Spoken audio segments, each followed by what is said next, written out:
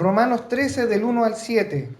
Sométase toda persona a las autoridades superiores, porque no hay autoridad sino de parte de Dios, y las que hay por Dios han sido establecidas.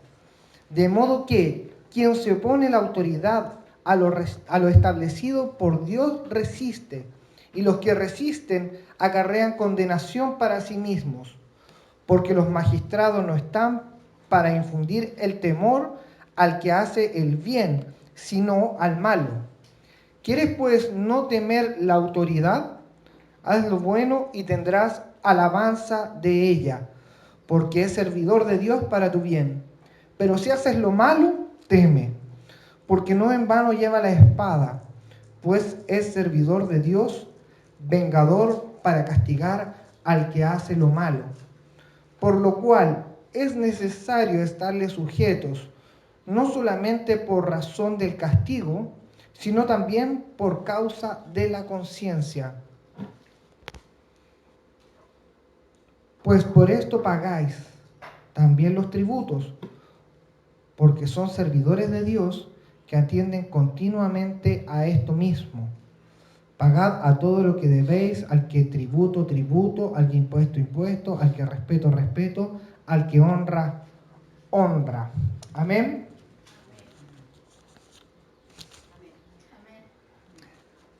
Amados, vamos a inclinar nuestros rostros con reverencia delante del Señor para pedir su dirección en esta mañana.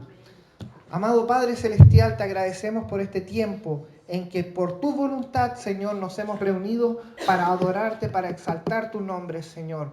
En el día de hoy, permíteme, Señor, entregar una palabra fresca, Señor, para mis hermanos en estos tiempos de dificultad.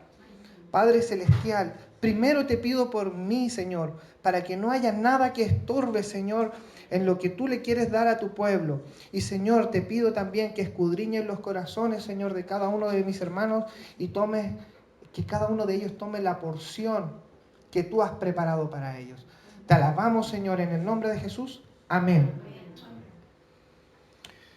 Hermanos, difícil tiempo estamos viviendo en nuestro país.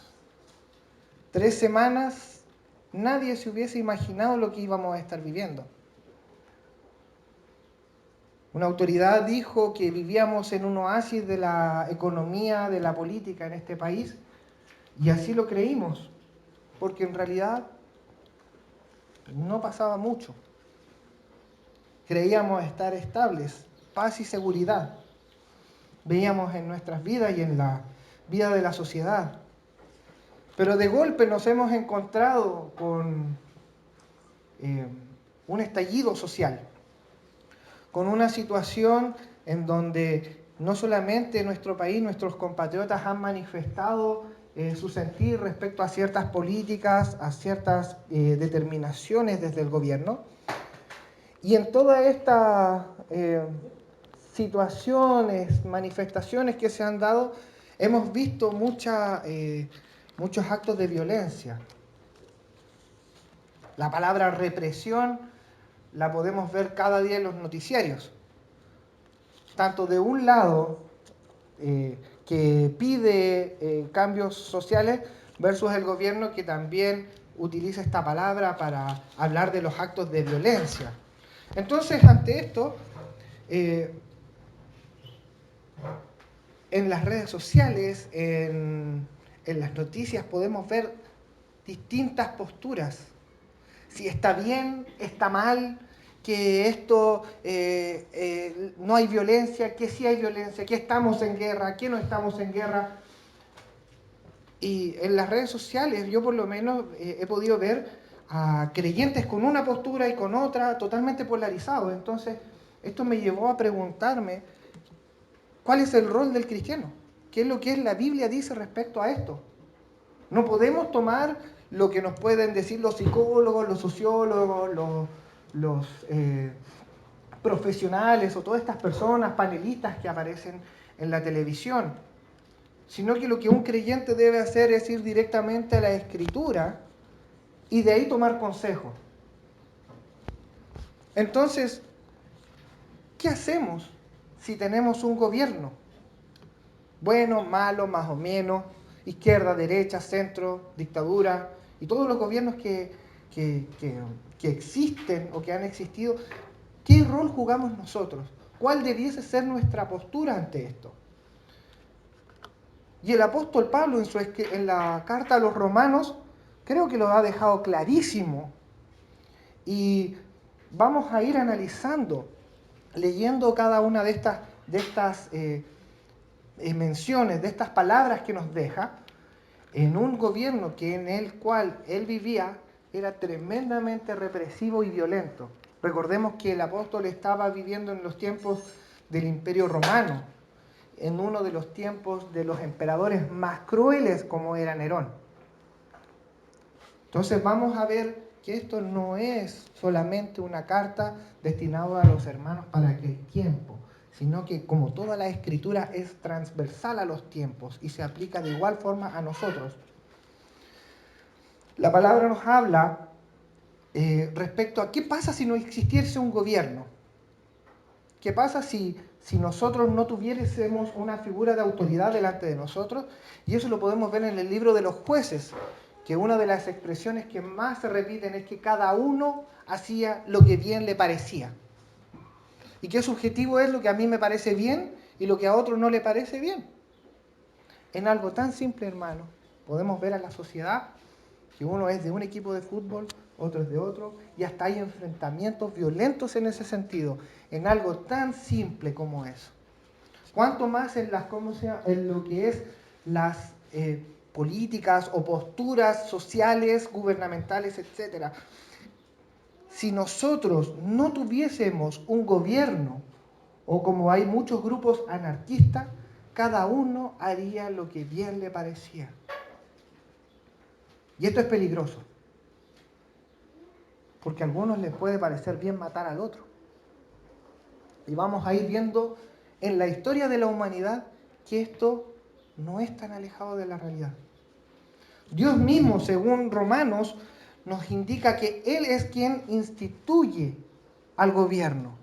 O sea, la persona que tenemos delante como autoridad, y como el apóstol Pablo lo dice en el primer versículo, toda persona debe someterse a la autoridad, porque ésta es puesta por Dios. Entonces, sabiendo este principio, debemos obedecer a quien Dios pone por autoridad delante de nosotros.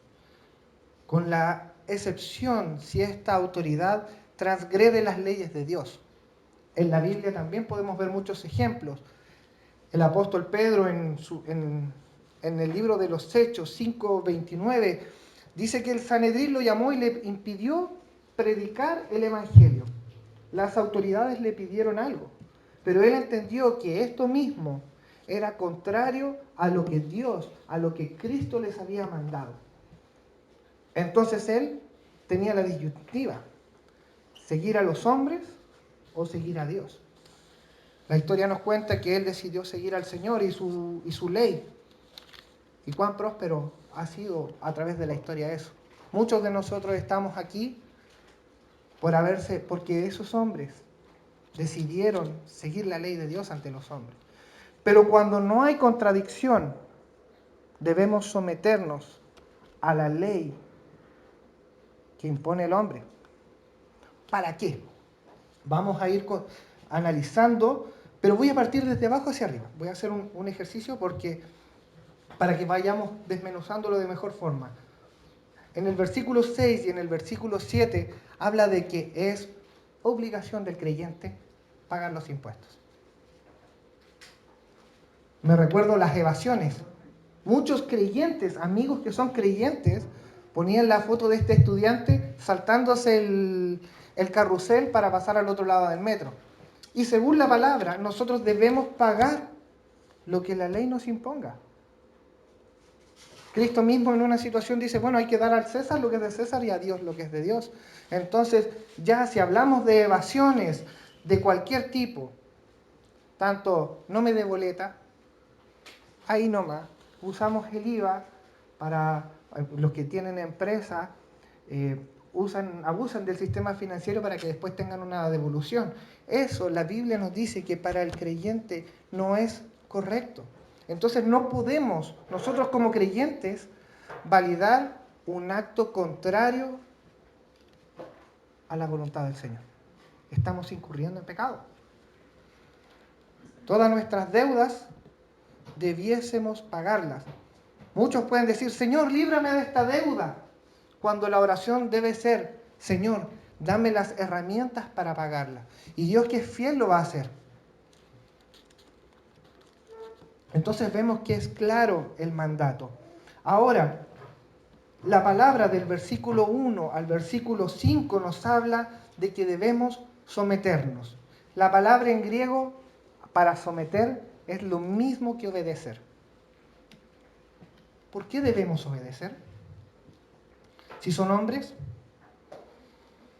la misma razón nos da el apóstol Pablo, porque estas leyes, esta autoridad es puesta por Dios y por Él mismo han sido establecidas. ¿Se acuerdan a Jesucristo?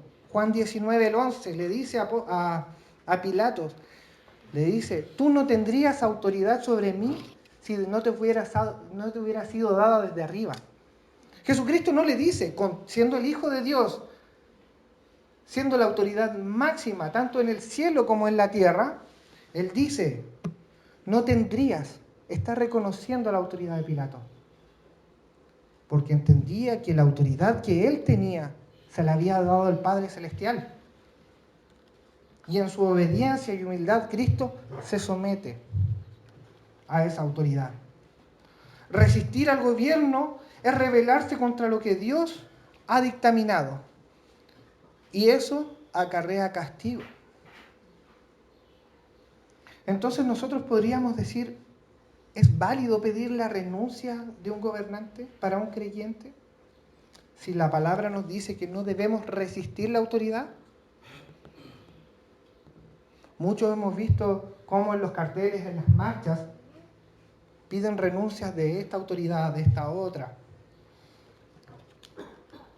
De los políticos que están en el Senado, en la Cámara de Diputados. Pero la palabra nos dice que esa no es nuestra labor. Si nosotros pedimos la renuncia que a alguien, de una u otra persona que está bajo cualquier tipo de autoridad, estamos diciéndole, Señor, no estamos de acuerdo con la decisión de haber puesto a esta persona como autoridad. Y eso, amados, es rebeldía.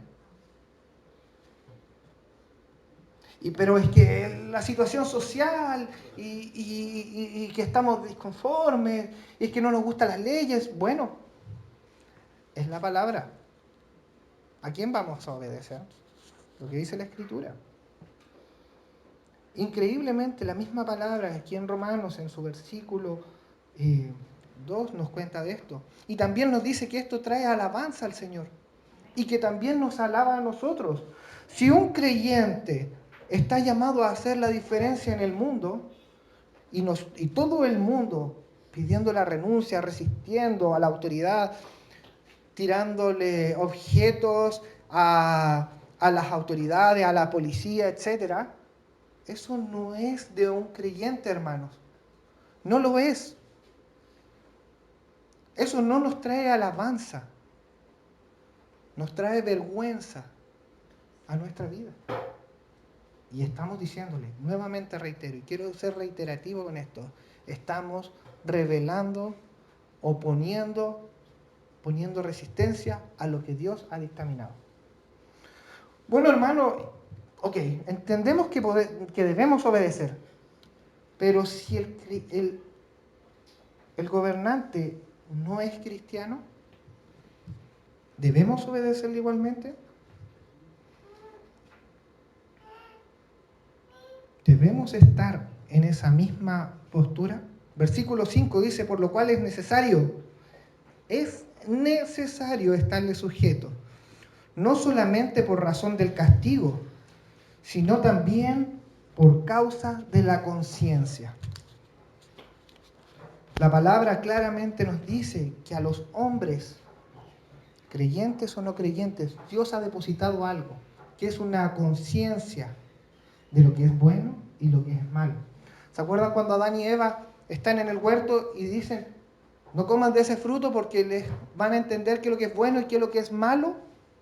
Esa es la conciencia que Dios deposita en el hombre. Es parte de la gracia común. La gracia común es aquellas cosas que, por ejemplo, no solamente sobre los cristianos llueve o se pone el sol. O hay misericordia solamente para los creyentes y para los que no creen hay castigo. Vemos la gracia común de Dios derramada sobre todos los hombres a través de la historia de la humanidad. Y dentro de la gracia común podemos encontrarnos con la conciencia. Todo hombre tiene la capacidad muy básica de reconocer qué es lo bueno y qué es lo malo. Posterior a la Segunda Guerra Mundial, tomaron a todos los grandes generales nazis para juzgarlos por sus crímenes. Entonces les mostraron todos sus delitos. Y estos generales apelaron a decir, bueno, nosotros obedecimos al Führer.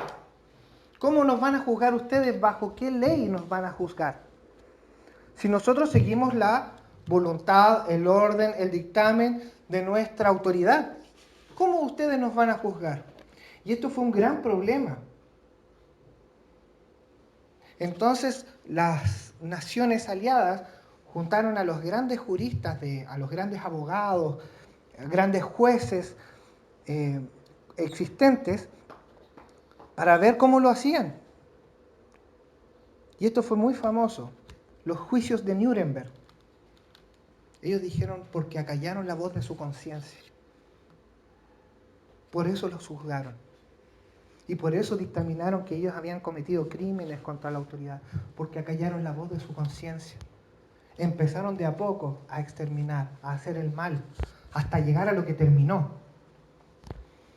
Acallaron la voz de su conciencia. Entonces, vemos que el creyente está envuelto en un mundo donde hay una conciencia común, básica, de lo que es el bien y el mal. Y el gobierno también la tiene y por eso dictamina leyes. Y en gran parte de los países podemos ver que el matar está penalizado por la ley. Y es debido a esto, a la conciencia. Entonces el creyente debe someterse en pos de ella. Bueno, ¿y si es corrupto? ¿Debemos obedecerlo si es corrupto? Si esta autoridad aplica la ley para unos de una manera y para otros de otra, si la repartición de las riquezas es distinto para unos y es distinto para otros según su estado, según su situación económica, volvemos al mismo caso de Cristo. Siendo Él Dios, se enfrenta a Pilato en un gobierno tan corrupto como el romano, y Él se somete a la autoridad. Entonces vemos cómo nosotros debiésemos actuar como creyentes, someternos a la autoridad. Creo que ninguno de nosotros cuando ve a un policía con la mano en alto en la mitad del camino hacernos así, detenernos, nos va hacia un costado, nadie pasa a 100, 200 por hora acelerando. Hace un tiempo atrás Leo me contó una historia respecto en Venezuela, que es otra nación, también se aplica el mismo concepto. Leo contaba que venían con un amigo a mucha velocidad, lo hizo detenerse y tuvieron que parar. No vamos, pregúntele después el fin de la historia. Eso se lo dejo a él. Pero donde vayamos, la figura de autoridad debe ser respetada, independiente si es buena o es mala, con la excepción a la regla, si es que estas leyes van en contra de Dios. Entonces, ¿es válido manifestarnos? Sí, es válido. Sí, es válido. Pero en la medida que nosotros cruzamos la línea de no obedecer a la autoridad, estamos rebelándonos contra Dios. Entonces, cuidémonos, hermanos, respecto a lo que opinamos. Si opinamos de una forma que no nos gusta este ministro, que no nos gusta este presidente, que no nos gusta este gobierno, una cosa es manifestarse, pero otra muy distinta es resistir a esa autoridad. Entonces, todo esto me llevó a analizar la palabra y a verme confrontado con ella. Es decir, parece que mis opiniones estaban sesgadas por lo que el movimiento social dice. La justicia social, un término tan manoseado hoy en día. ¿Podemos esperar justicia real de algún gobernante, de algún humano?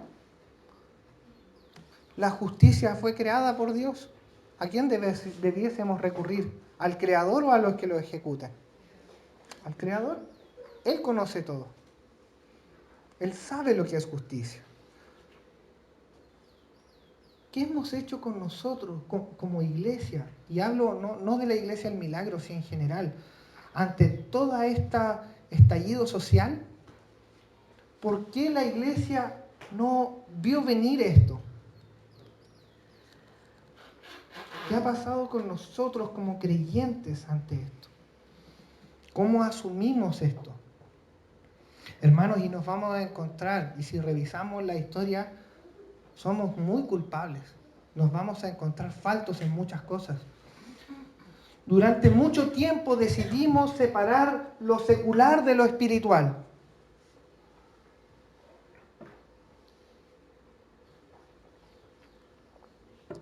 Nosotros obedecemos a un Dios espiritual, entonces las cosas no debésemos mezclarlas.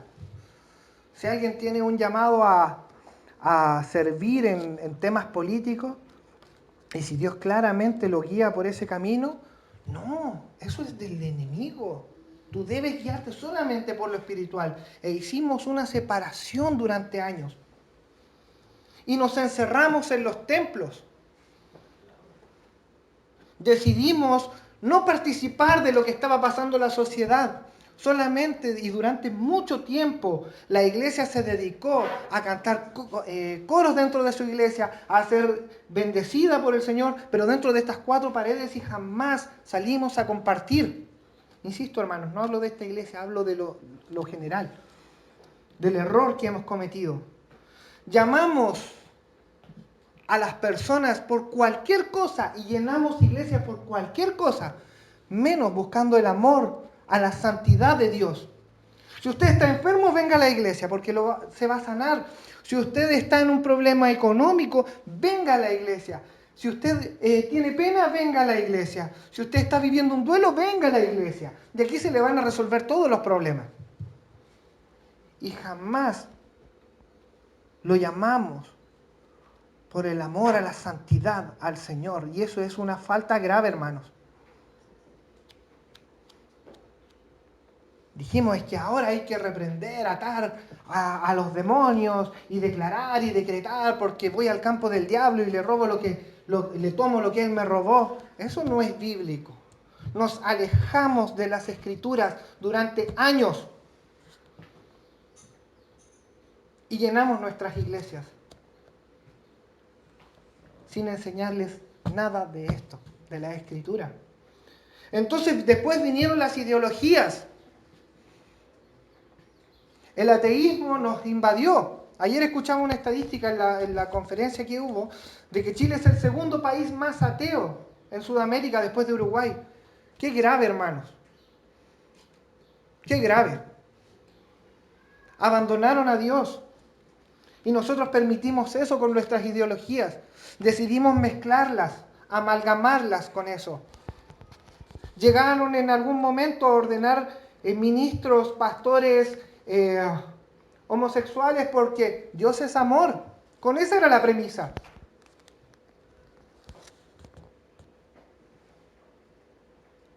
Ordenaron pastores, niños. Esto no es algo tan lejano, hermano. No es algo que haya pasado en Estados Unidos, pasó en Chile y en nuestra región. Contratamos DJs cristianos para que ya no la iglesia, los cánticos eran muy fome. Entonces tenemos que ponerle más ritmo al culto, hacer pasos más espectaculares para llamar a la gente. Contratamos magos en nuestras iglesias para que nos hicieran actos de magia. y entretuvieran a nuestros niños. Trajimos grupos musicales pseudo cristianos y cobrábamos entrada para que los conociéramos, como si ellos fueran el pináculo del templo, fueran ejemplo, cuando la palabra siempre ha sido abierta para todos nosotros. Me parece insólito que estemos cobrando por personas que son igual que nosotros. Y la palabra dice que nos desprendimos de ese Dios invisible y nos fuimos en pos de imágenes de hombres, exaltando a otros, exaltando a pseudoecologistas que quieren salvar el mundo, exaltando a líderes vacíos, sin una profundidad en la palabra. Buscamos nuevas revelaciones porque las palabras antiguas ya no nos alcanzaban.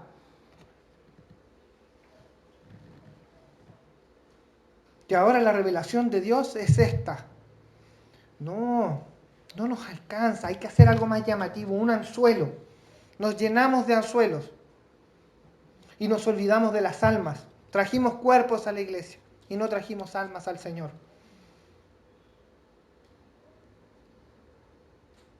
Perdimos la batalla durante muchos años ante el humanismo, mientras en nuestras iglesias cantábamos cánticos de victoria.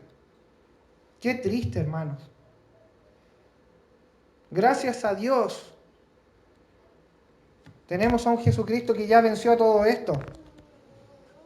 Hermanos, ayer hablábamos de la cosmovisión. Es la forma en que nosotros vemos todas las cosas. Y la forma de ver todas las cosas para un creyente es poniéndose la Biblia delante. El creyente en sus manos y en este libro, en esta palabra creada por Dios, puesta a nosotros por Dios, siempre, en toda instancia, Dios a sus profetas les declaraba, escribe esto. Habacuc, escribe la visión y declárala. A Jeremías, escribe el rollo que te voy a indicar. Todo lo dejaba por escrito porque sabía que nuestras palabras eran volubles, susceptibles al tiempo y a nuestra interpretación. Pero Dios nos dejó algo escrito. A Moisés, en la piedra le dejó escrita sus mandamientos. Y a nosotros nos ha legado esto el Señor. Y increíblemente, y fuera de todo argumento ateo, hermanos, tenemos las respuestas a absolutamente todas las cosas que existen en la tierra y en el universo. Todas. ¿Hablaron de ecología? La palabra habla de eso. De economía, antropología, psicología, ética, política. ¿Usted quiere saber cómo educar a un niño? Lea la Biblia. ¿Quiere saber cómo corregir a un joven que está yéndose con malas juntas o que ha caído en el flagelo del alcohol, de la droga? Lea la Escritura. ¿Quiere saber cuál es el precepto para tener un matrimonio de acuerdo, de forma sana? Lea la Escritura, está ahí. ¿Quiere saber el origen del hombre? Parte en Génesis 1. Están todas las respuestas a lo que la humanidad necesita. Todas las preguntas que el hombre se ha hecho de forma filosófica están puestas aquí. Y las hemos tenido por miles de años y no hemos sabido dar respuesta a aquello. Separamos la ciencia de la Escritura. Qué bendición fue nuestra vida cuando vinieron estos hermanos que eran científicos. Qué bendición, hermano. Diseñadores de naves espaciales. Llega a sonar hasta como de película. Pero cómo ellos nos enseñaron cómo Dios dispone todas las cosas para el hombre y que durante años nos ha entregado las respuestas a cada pregunta que nos hemos hecho por la historia de la humanidad. Y esto es el arma que Dios nos ha entregado y la hemos obviado.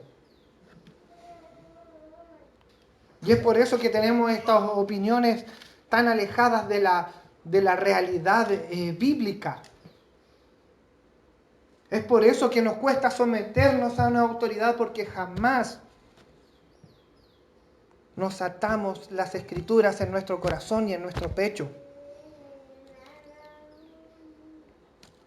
Hace poco celebramos el Día de la Reforma. ¿Cuántos han leído las 95 tesis de Lutero? Yo no me las había leído todas, tuve que leérmelas antes de predicar. Celebramos el día feriado, pero no la leímos. No tenemos idea, sabemos que Lutero hizo una reforma y qué sé yo. Esto es lo que Dios demanda, hermanos. ¿Cómo vamos a saber lo que un gobernante nos impone con una ley si nosotros no sabemos si es contraria o es contradictoria a la ley de Dios? ¿Cómo lo vamos a saber? ¿Cómo podemos contrastar estas cosas si no nos volcamos directamente a la Biblia? No la estudiamos.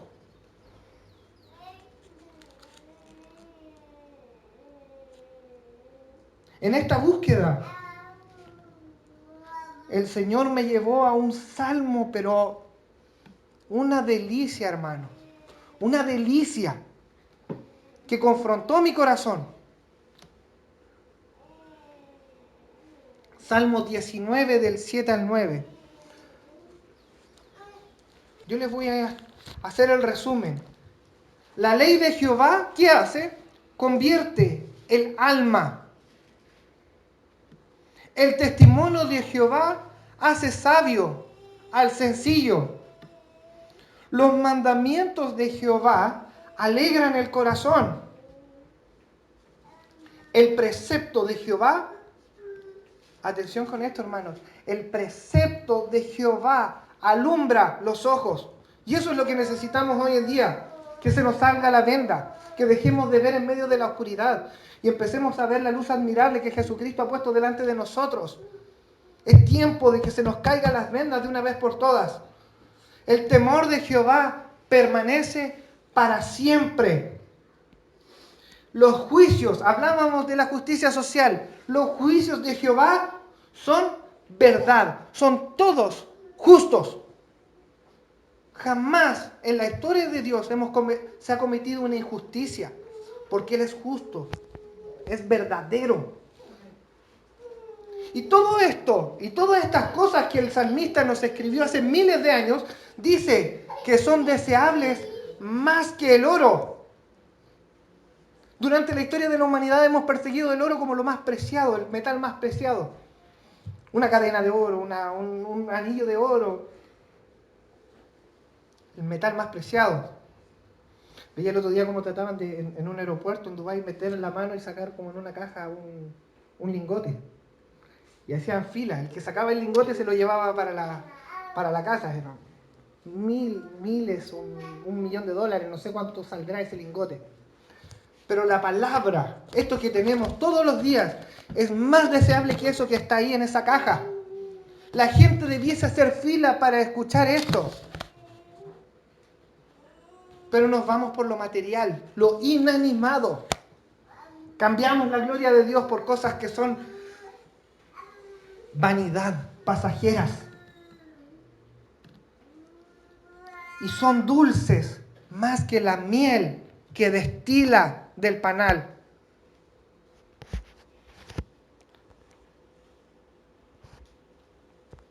Me encanta la miel, hermanos. Cuando uno está enfermo, miel con limón. No se echa a perder. Y la palabra, díganme, hermanos, hemos pasado toda la historia de la humanidad con esto en la mano.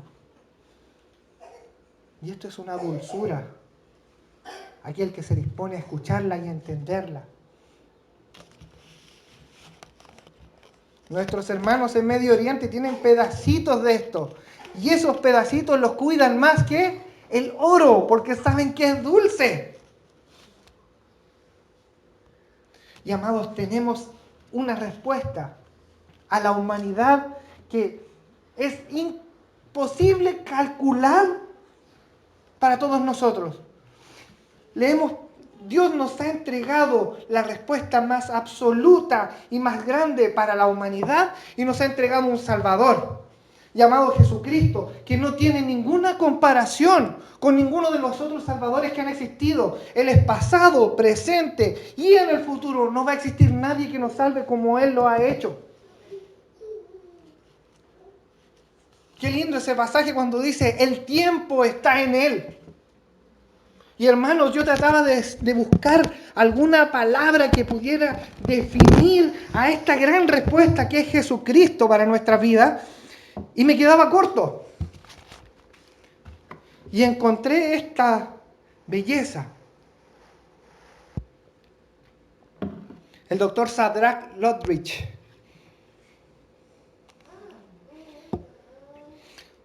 describe a Jesucristo de una forma, hermanos, que me quebrantó de una forma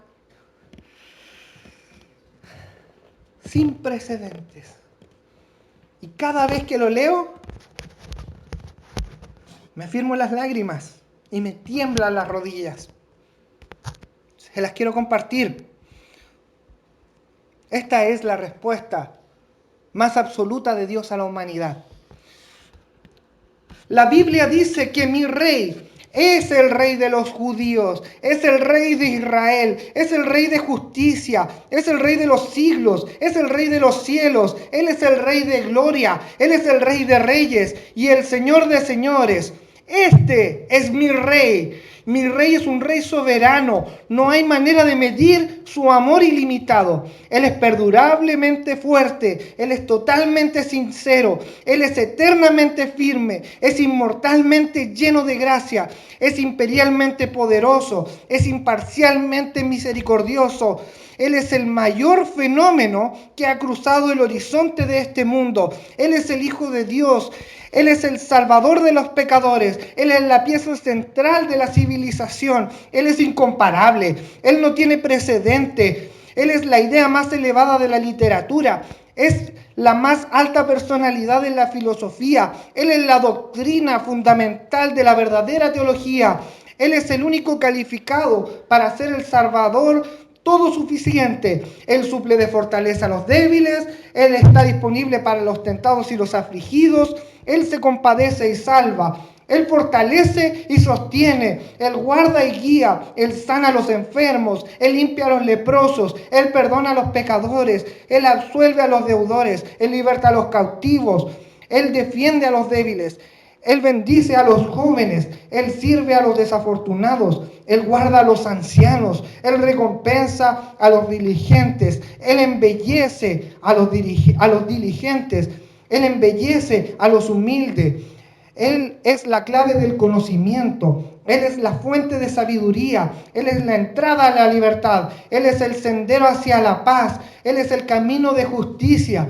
Él es la autopista hacia la santidad. Él es la puerta a la gloria. Su vida es incomparable. Su bondad es ilimitada. Su misericordia es eterna. Su amor nunca cambia. Su palabra nos basta. Su gracia es suficiente. Su reino es justo. Su yugo es fácil y ligera su carga. Me gustaría describírtelo, pero Él es indescriptible. Es incomprensible, es invencible, es irresistible. No puedes sacártelo de tu mente, no lo puedes quitar de tus manos, no puedes sobrevivir sin Él y no puedes vivir sin Él. Los fariseos no pudieron soportarlo, pero se dieron cuenta que no podían detenerlo. Pilatos no pudo encontrar ninguna falla en Él. Herodes no pudo matarlo. La muerte no pudo con Él y la tumba no lo pudo retener. Él es el Rey de Gloria que usted sirve, mi hermanos. Él es el Rey de Gloria que lo sacó de la tumba y lo levantó para vida, hermanos. Entonces, si usted no tiene conciencia de lo que pasa en este país, usted tiene la responsabilidad de entregarle a este Salvador, a este Jesucristo, al cual alguien trató de definirlo de alguna manera como una respuesta a todas sus necesidades. Dijimos que éramos pacificadores. La única paz que le podemos ofrecer al mundo es la paz que tenemos con Dios por medio de su Hijo Jesucristo, amados. No hay otra paz. Si usted quiere y ve a alguien que necesita, que está perdido en sus propios conocimientos, Preséntele a este Salvador, amado. Él es la respuesta a todas nuestras necesidades, a nuestras inquietudes. ¿Cómo se soluciona esto? Entregándole a Jesucristo, predicando el Evangelio. Salgamos, hermanos. Salgamos de nuestros cascarones. Rompamos el yugo que nos hemos puesto mentalmente. Y descubramos lo que la palabra y que Jesucristo tiene dispuesto para nuestra vida, para nuestra sociedad y para nuestro país. Porque así lo creo. La respuesta para nuestro país no la vamos a encontrar en un presidente, en un gobernante. La vamos a encontrar en Jesucristo. Él es la libertad, amados.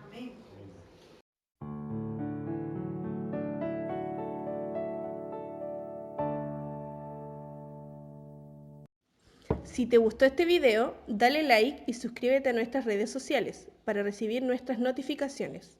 Que Dios te bendiga.